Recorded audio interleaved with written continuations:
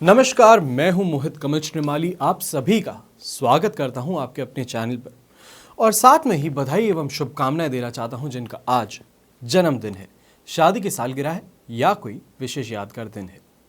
जैसे कि इस एपिसोड पे क्लिक करने से पहले ही आप समझ गए होंगे कि ये एपिसोड है शनि जयंती पर।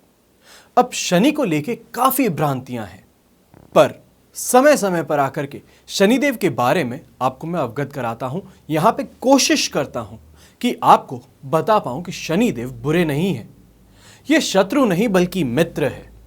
इनसे घबराना आपको बिल्कुल भी नहीं चाहिए। तो आइए सीधे चलते हैं और बात करते हैं शनि जयंती मुहूर्त की। शनि से किन्हें डरना चाहिए और शनि जयंती पर आप क्या खास कर सकते हैं। शनिदेव को न्याय का देवता माना गया है। शनिदेव व्यक्ति को उसके कर्मों के हिसाब से फल प्रदान करते हैं और हिंदू पंचांग में ज्येष्ठ मास की अमावस्या तिथि को शनि जयंती मनाई जाती है, जो कि इस बार 10 जून 2021 पर मनाई जाएगी। इस दिन पूजा अर्चना करने से शनिदेव की विशेष कृपा आपको प्राप्त होगी। अब यहीं पे शनि जयंती आपको कैसे मनानी चाहिए है और सूर्य ग्रहण भी आपको यहाँ पे ध्यान रखना होगा कि आज ही के दिन यानी कि 10 जून को वर्ष का दूसरा ग्रहण, सबसे पहला चंद्र ग्रहण था, उसके बाद में अब सूर्य ग्रहण आपको देखने को मिलेगा और ये भी सिर्फ 15 दिन के अंतराल में आपको देखने को मिल रहा है। इसका क्या प्रभाव आपकी राशि पर होगा, क्या प्रभाव इस देश पर होगा, ये सब आपको एपिसोड में देखने को मिलेगा जो इसी चैनल पे मेरे पिताजी ने आपको दिया है। और आज ही के दिन पे वट सावित्री व्रत भी है, इसके ऊपर भी आपको पूरा एपिसोड मिलेगा जिसमें जानकारी होगी कि वट सावित्री व्रत होता क्या है, कैसे करना चाहिए है और आप इस पे क्या खास कर सकते हैं। तो सबसे पहले बात करते हैं शनि जयंती मुहूर्त की। तो शनि जयंती बृहस्पतिवार को जून 10, 2021 को मनाई जाएगी। अमावस्या तिथि यहाँ पे प्रारंभ होगी 9 जून 2021 को। ध्यान रखिएगा, 9 जून 2021 को अमावस्या तिथि का प्रारंभ होगा। ये होगा 1:57 पर दोपहर में 9 तारीख को। और वहीं पे अमावस्या तिथि जो समाप्त होगी ये होगी जून 10, 2021 को। यानी कि जिस दिन मैं आपको बता रहा हूँ शनि जयंती है, इस दिन तिथि समाप्त होगी। और ये समाप्त किस समय होगी? ये दोपहर को 4:22 पर समाप्त होगी। अब शनि जयंती पर पूजा आपको कैसे करनी चाहिए है? तो सबसे पहले जल्दी सुबह उठ करके स्नान, धोना, नहाना सब कुछ आप पूरा कर लीजिए। बस यहाँ पे ये ध्यान रखना है कि सुबह उठना कितने बजे है। अगर आपकी आदत है 9 बजे उठने की, 7 बजे उठने की, तो आज के दिन आपको थोड़ा जल्दी उठने की ज़रूरत है और ये समय होगा सुबह 5:30 बजे। सुबह 5:30 बजे उठ करके सारा जो आपका काम है वो ख़त्म कर लीजिए। 6 बजे आपको डॉट पूजा में बैठना है। अब शनिदेव की मूर्ति पर तेल, फूल माला और प्रसाद आपको अर्पित करना है। ये एक दिन पहले आप सब कुछ मंगवा करके स्टोर कर लीजिए ताकि आपको पूजा में कोई अड़चन ना आए। उसके बाद में शनिदेव के चरणों में काले उड़द और तिल चढ़ाने हैं। इसके बाद तेल का दीपक आपको इनके पास में जलाना है। शनि चालीसा का इसके बाद में आपको पाठ करना है। इस दिन अगर आप व्रत रखते हैं तो शनिदेव की आपको विशेष कृपा प्राप्त हो सकती है। अब शनि जयंती के दिन किसी भी ऐसे व्यक्ति को जो फाइनेंशियली स्ट्रांग नहीं है, जिसे निर्धन बोला जा सकता है, गरीब बोला जा सकता है, या तो फिर ऐसा इंसान जो खुद के लिए 2 समय की रोटी नहीं जुटा पाता, ऐसे इंसान को भोजन कराना है। और उसके बाद में कम से कम इतना अनाज देना है कि आने वाले कुछ दिनों तक वो अपने आप को, अपने परिवार को पाल सके। ऐसा करना है, ये आपको शुभ फल प्रदान करेगा। अब इसी के साथ में शनि मंत्र कौन से ऐसे हैं जिससे कि आपकी बाधा जो है उससे आपको मुक्ति मिल सकती है, जो आज के दिन आपको जपना बहुत ज़्यादा खास विशेष लाभ दे सकता है। तो शनि जयंती के दिन रात में सूर्य ग्रहण भी होने वाला है। तो ये एक विशेष ज्योतिषीय घटना यहाँ पे घटने को आपको देखने को मिलेगी, जहाँ पे सूर्य को शनि का पिता माना जाता है। अब उस पिता पे ग्रहण आने वाला है। तो ऐसे में आप क्या खास कर सकते हैं ताकि आपके ऊपर दुष्प्रभाव जो है इसका वो नहीं पड़े? तो इस पर्व पर, इस अवसर पे आपको सूर्य और शनि की कृपा एक साथ में पाने के लिए सुबह सूर्य को देखते हुए, यानी कि जल्दी जब उठते हैं सुबह 5:30 बजे के आसपास में, जब आप उठ करके नहा धो करके तैयार हो जाते हैं, 6 बजे सूर्योदय जब आपके समय, आपके आसपास में जब सूर्य आपकी लोकल टाइम पे जब सूर्योदय होता है, तो वहाँ पे आपको सूर्य को सबसे पहले जल अर्पित करना है, जिसे बोलते हैं सूर्य को अर्घ देते हैं, आपको वो करना है।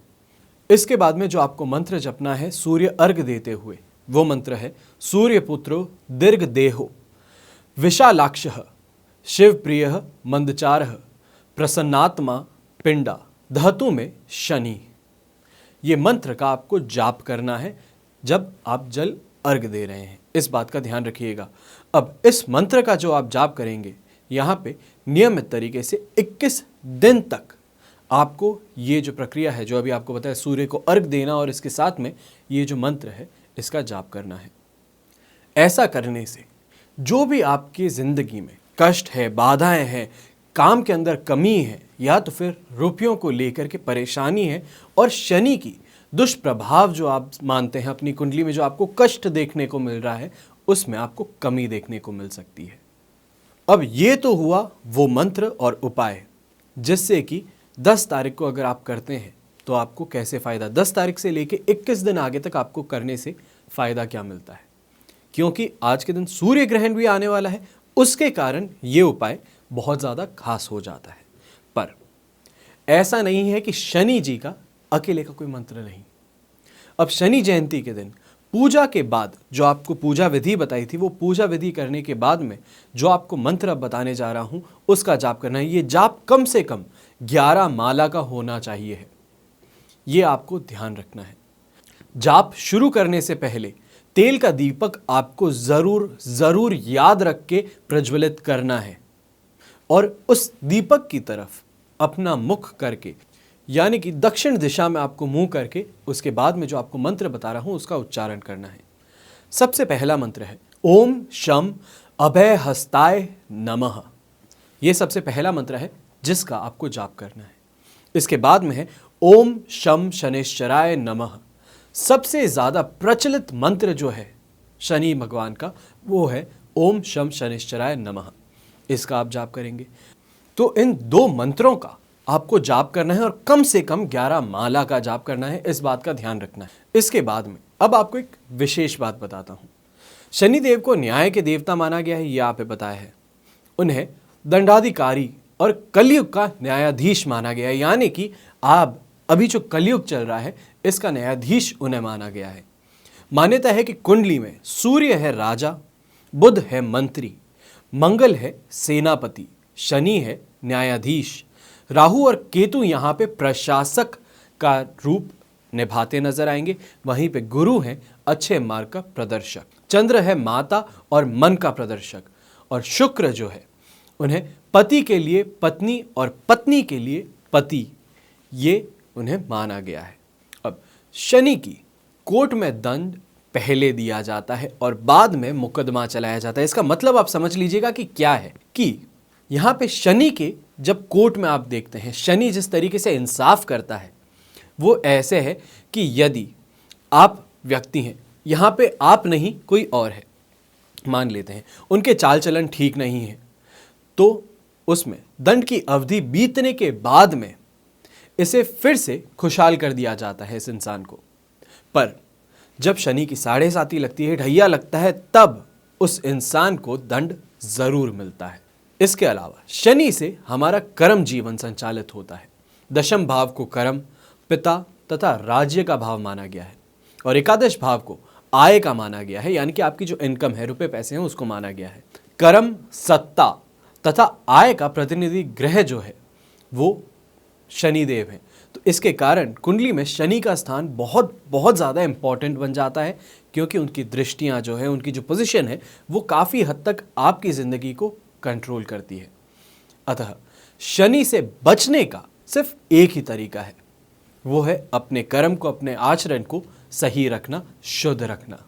अब शनिश्चरी अमावस्या सूर्यदेव और देवी छाया के पुत्र जो है भगवान शनि, उनके अवतरण दिवस के रूप में मनाया जाता है।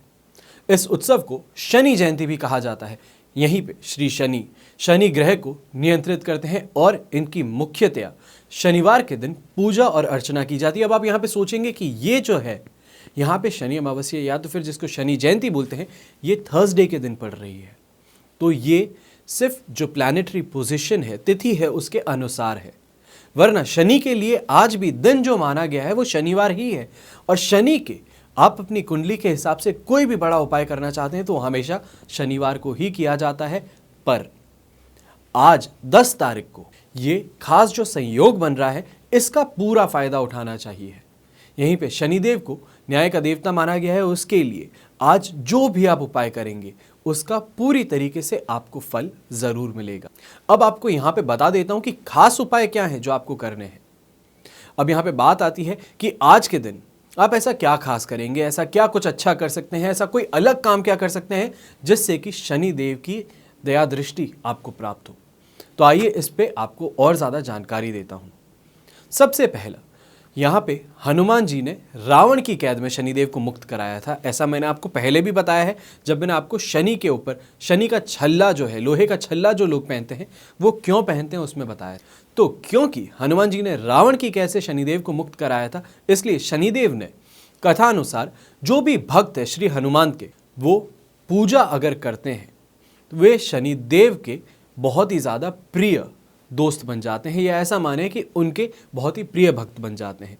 तो इसके कारण जो हनुमान जी की पूजा करेगा उसको भी शनि परेशान नहीं करेगा। यहाँ पे बस ये ध्यान रखना है कि सच्चे मन से अगर आप हनुमान जी की पूजा करते हैं, पूरे विधि विधान से करते हैं, तो आपको कोई समस्या देखने को नहीं मिलेगी। और आज के दिन अगर आप शनिदेव की भी पूजा करते हैं और उसी के साथ में हनुमान जी की भी पूजा करते हैं तो दोनों के आपको फल प्राप्त होंगे।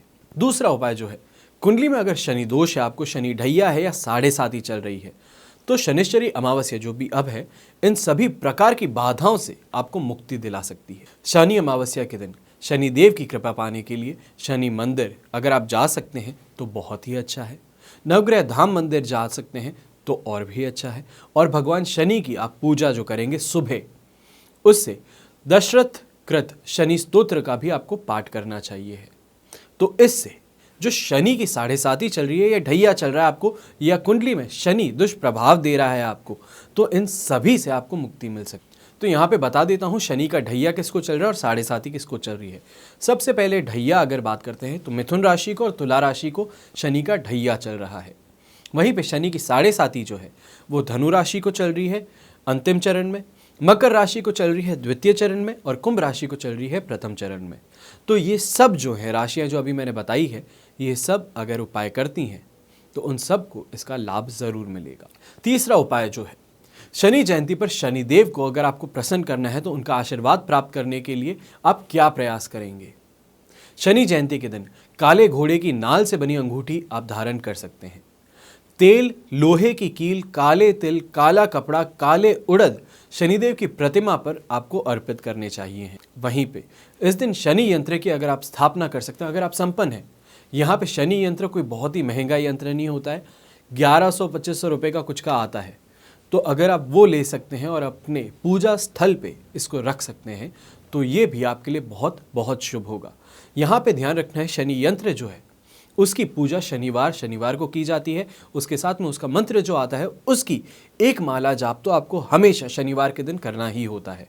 इसके बाद में दूसरा उपाय आता है, परिवार में अगर कोई सदस्य बहुत समय से बीमार है या ऐसे कोई लोग होते हैं जिनको बार बार बीमार ग्रस्त हो जाते हैं, नॉर्मली बुखार नहीं आता, कभी सिर दर्द हुआ, कभी बॉडी पेन हुआ, कभी पैर में दर्द हुआ, कभी घुटनों में, ऐसी बीमारियों से हमेशा परेशान रहते हैं, तो शनि पूजा के साथ महामृत्युंजय जाप आपको ज़रूर करना चाहिए। और अगर आप करने में असमर्थ हैं, अगर आप खुद नहीं कर सकते, आपको नहीं आता, तो किसी योग्य पंडित को लेकर के उनसे करवाएं।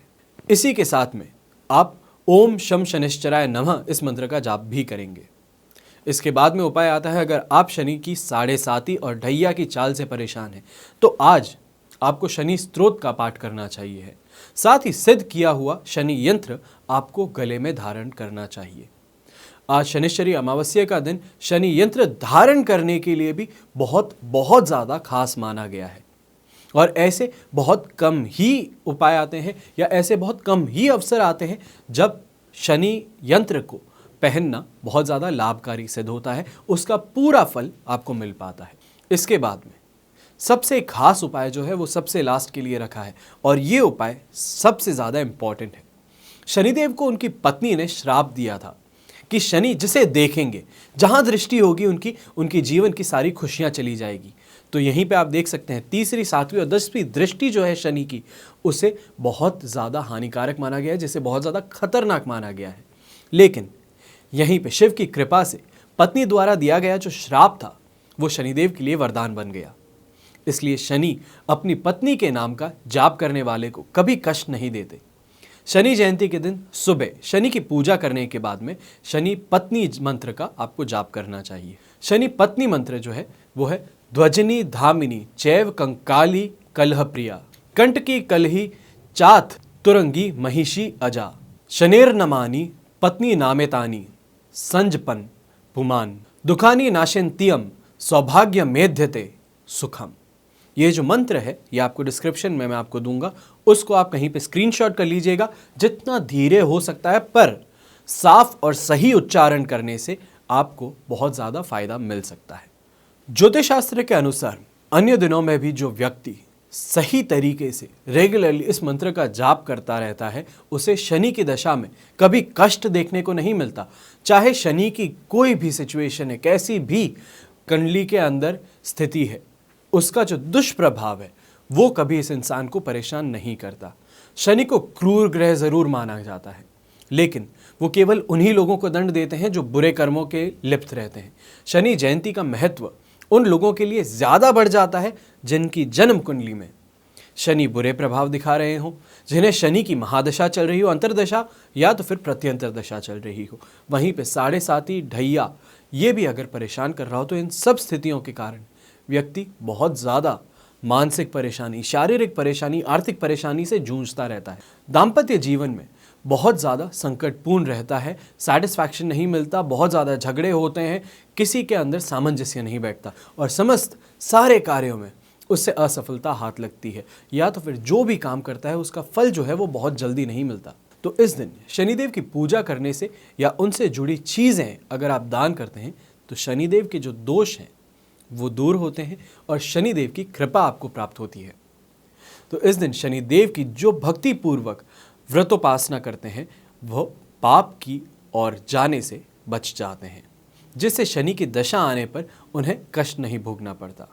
आशा करता हूँ आपको शनिदेव के बारे में इतनी जो जानकारी दी है, जो उपाय बताए हैं, जो आज इस दिन की खासियत बताई, यानी कि 10 जून 2021 के दिन पे जो आपको खास बातें बताई है वो आपके लिए लाभकारी सिद्ध हो। शनि पत्नी मंत्र जो है उसका आप ज़रूर याद रख के जाप ज़रूर कीजिएगा।